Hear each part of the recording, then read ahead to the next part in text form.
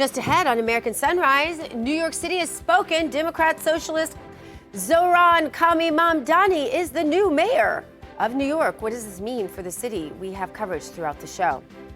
Plus, the government shutdown has entered its 36th day. This is breaking all records, you all, as the longest shutdown in U.S. history. But reports say an end just might be in sight. What's the timeline? We're going to ask Utah Congressman Burgess Owens coming up soon. And also later, Georgia Congresswoman Marjorie Taylor Greene did something a lot of conservatives haven't done, won't do. She went on The View.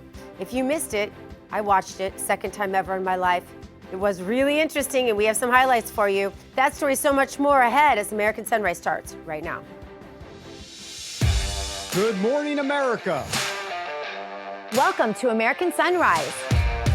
Whether it's culture, We have breaking news to share with you. politics, President Trump is joining us live now from Florida. we've got you covered. This is what it looks like to be a patriot. We have to protect the American family. The American dream is still alive. I'm David Brody. I'm Terrence. And I'm Dr. Gina. Good morning, everybody. I'm Dr. Gina. We are live with you from the Palm Beaches. Woo, it's been a morning. Let's bring in David Brody in Washington, D.C., and T. Bates. He's in our Denver newsroom. Good morning, gentlemen. Good morning, G. T. Dr. Gina and David, good morning. So look, just a quick programming note right here off the top. President Trump is set to host a breakfast at the White House with senators. That's going to happen here within the next 30 minutes or so. The moment he takes the podium at that breakfast, we, of course, will take you there live. It's one of the many things we're anticipating. But the big story today, obviously, the results of yesterday's election. And I'm going to do a bit of a about face, if you will, and talk about whether this was a referendum on President Trump. That's what a lot of the liberal media is going to focus on. They're going to say, oh, the results, the fact that Democrats won big last night, it was a referendum on President Trump. I suspect neither of you see it that way. Dr. Gina? Yeah, I see it as a referendum on the Democrats, actually. I think they wanted something different. I think they are really tired of the Nancy Pelosi, Chuck Schumer brand of politics, and they went for something completely out of the box. I think what they really want is their own Donald Trump. So they thought, well, if we can get somebody just completely outspoken, completely out of left field, because that's what Trump was originally, let's remember, I think that's it. I think the other thing is you have an entire generation, David, of this Gen Z people who feel like they're never going to have the American dream, and they voted for Trump for that reason, and I think they are searching, because they still can't afford housing. They don't think they're going to get to live the American dream, and the bottom line is you can't fix it all in less than a year in a presidency, but I think Donald Trump will continue to chip away at that and do better in midterms. David?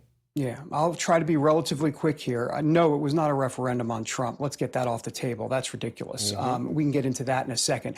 But it was a good old-fashioned thumping that the Republican Party took last night. And here's the deal. Let's put Mamdani to the side just for a quick second. Look what happened in New Jersey and Virginia. They ran center-left candidates. Now, you can make the argument that Spanberger and Mikey Sherrill, you know, that they're maybe further left than they're giving on. But they position themselves from a PR standpoint as moderate Democrats. That's the lesson for Democrats. If they want to get back in the game, they better go center left, not far left. And what they did last night in New Jersey and what they did last night in Virginia is they ran those type of candidates and they won. And they didn't just win. They didn't just hold blue states. They overperformed. Look, here's the truth of the matter. Spanberger, okay, she won 59% of independent voters. 59%. Now you go, wow. Okay, but wait. In 2021, 4 years before that, the liberal Terry McAuliffe, who was preaching all of the pro-abortion stuff and all the LGBT stuff and all that, he won 45% of independents. She outperformed him by 14% among independents because she came across as a moderate center-left Dem. Mikey Sherrill did the same thing. Phil Murphy, a liberal, got 48% of the independent vote. Mikey Sherrill last night, 56% of the independent vote.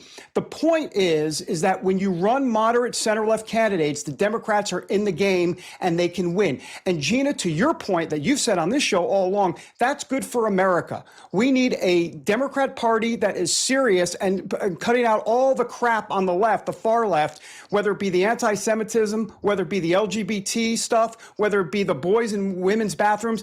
If they stop talking about that, even though they might believe it, but if they stop talking about it and don't act on it and act instead on affordability and other things, they might be able to salvage themselves as a party. But they lie during elections, and they will not work that way once they're then actually they'll be voted instated. out. Then they'll be voted out. And I hope you're right, David. I do think there's another message here. Winsome Sears losing so badly. I think she's one of those who came out against Donald Trump during the Biden administration. That's right. MAGA doesn't forget.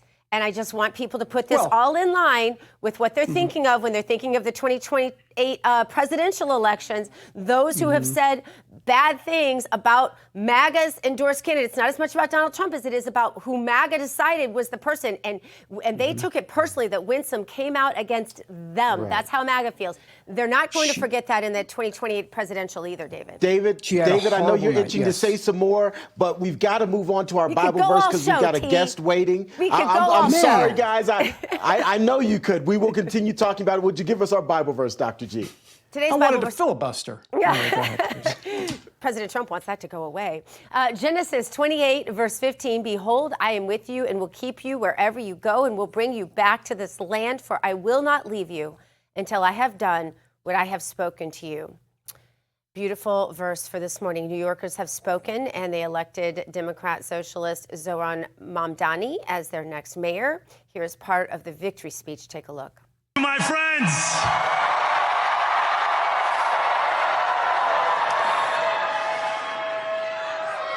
the sun may have set over our city this evening, but as Eugene Debs once said, I can see the dawn of a better day for humanity. For as long as we can remember, the working people of New York have been told by the wealthy and the well-connected that power does not belong in their hands.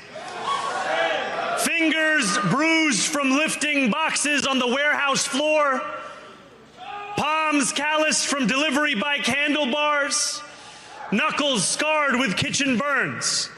These are not hands that have been allowed to hold power. And yet over the last 12 months, you have dared to reach for something greater. For more, let's bring in Utah Congressman Burgess Owens. Congressman, he has some fighting words for Donald Trump, too. I hope we're going to get to those a little bit later in the show. Told him to turn up his volume because he knew he was watching, Congressman. And President Trump responded with, and so it begins. Nobody really knows what that means. A little bit ominous of a response from President Trump. What did you think, Congressman?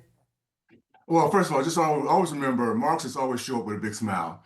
And I think to the point of your scripture, Gina, I think at the end of the day, we showed in November of last year that we are showing up, that our country's changing. It also is, I think, is a referendum of what's been happening for the last 2 decades. The biggest issue, from what I understand, is cost of living. And here we have people have no idea that socialism is not the answer. It never has been.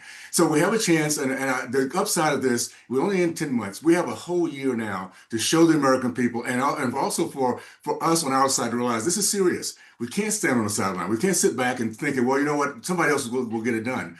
The message will be very simply, let's show up once again. Our country needs us. We need to make sure that we're pushing back on the Marxist ideology that's captured these states. And to the point earlier, don't trust these Democrats. They lie.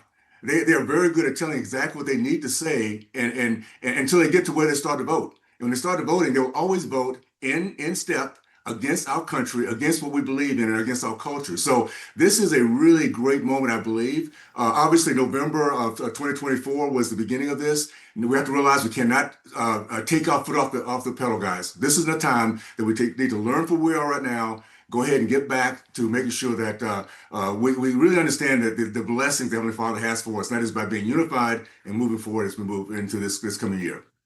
No, absolutely. Congressman David Brody here. Good to see you. By the way, on Mamdani, let me just be clear on some of the numbers. So he won by 180,000 votes. 100,000 Jewish voters, Jewish folks voted for Mamdani, 100,000 in New York last night. Curtis Sliwa got 146,000 votes. If Sliwa had gotten out of the race and half the Jews would vote against Mamdani, Cuomo could have won. But anyhow, hindsight's 2020 at this point. All right, the headline now from NBC News. It's about the government shutdown. Curious to get your take on this because it seems like it may be able to end this week. What are you hearing right now? We're now at the longest one in history. I understand there's some bipartisan, if not talks, because I know there's not going to be any negotiation beforehand, but at least a way to get the government open. What are you hearing this morning? Well, there's not going to be a negotiation. It's going to come down to very simply this. Their goal was to use leverage, to use fear, to use hatred, so they get their voters out. By the way, let me just say this. This is why we're not a democracy, by the way. Our founders realized that democracies are driven by passion. A republic is driven by a pushback of reason with that. And that's why we're set up the way we are. So the reason that we will continue to move forward is we have to hold on to our country. We have to educate our kids. We have to understand what Marxism and communism truly is. And then make sure that this coming year that we put together the right people. And as a conference, we need to stick together, by the way. We need to make sure that we're looking at for our entire team to bring them back so we keep the majority. But at the end of the day, I think we're going to be in a good place. We're going to probably end up this year, this week, I'm thinking. So we'll go back next week. They've used the leverage. They've gotten their goals in place. There's really no reason for them to continue to keep this open. It's just going to kick back on them more if they don't find a way to get back to make sure they can pass this clean CR. Congressman Terrence Bates here, about 45 seconds. What is the lesson that was learned for Republicans last night? It obviously was a night of losses across the country. Looking forward to the midterms next year, what can Republicans take into those races in order to try to have a better result?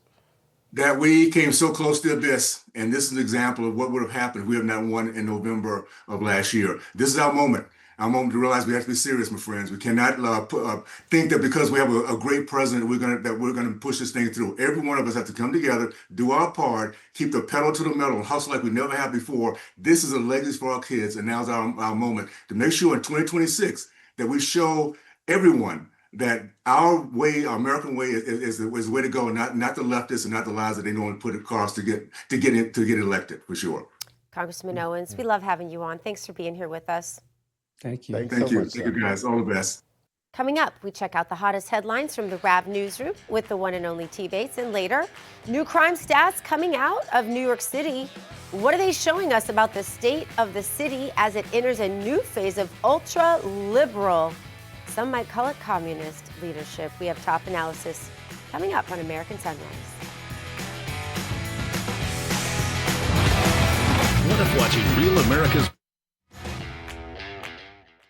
Ambassadors, the new grassroots platform that turns viewers into leaders, connecting directly with hosts like Steve Bannon, Dr. Gina, and more. Built by patriots for patriots. Inside the RAV Ambassadors Hub, you'll get exclusive updates, challenges, and behind-the-scenes missions straight from the people shaping the fight for faith and freedom. Every action you take, every share, post, and mission earns you points, badges, and ranks. Compete with patriots nationwide. Unlock rewards, exclusive gear, even chances to appear on air or attend live RAV events. But this isn't just about watching, it's about doing. Joining campaigns, volunteering locally, standing for truth. This isn't just a fan platform, it's a movement, one voice at a time. Scan the QR code or go to ravambassadors.com to join now. Because America's voice is your voice.